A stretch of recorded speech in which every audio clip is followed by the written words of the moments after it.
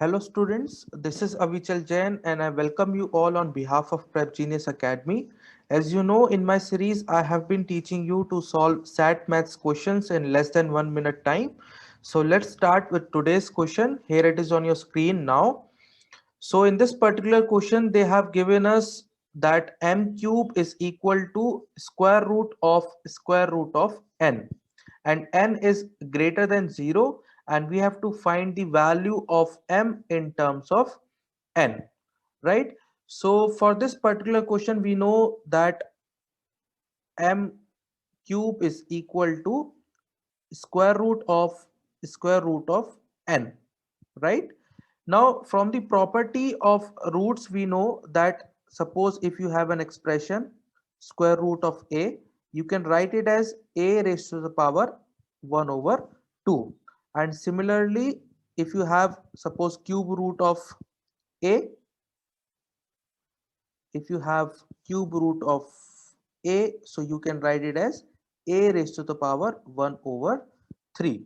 So if you simplify this expression, the expression given to us, if you simplify it, so what you're going to get, square root of n, that is if you start from the interior most region, which is square root of n, you can write it as a root of n raised to the power 1 by 2.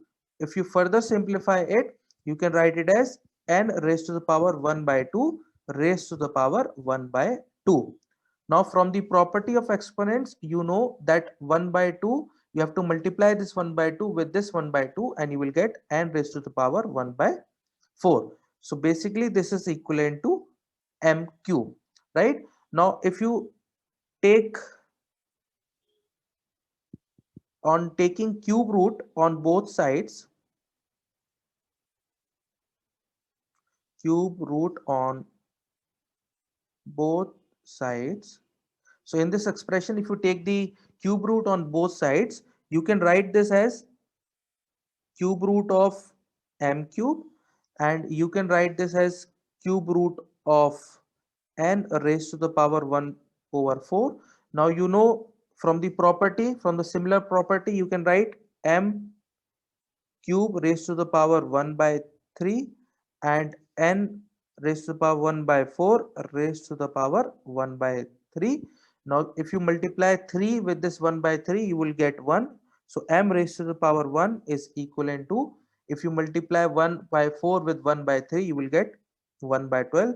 So m is equal to n raised to the power 1 by 12, right? Now because we have to find the value of m in terms of n, so m is equal to n raised to the power 1 over 12. So option A is correct. So for more such questions and techniques, please subscribe to our channel. Thank you.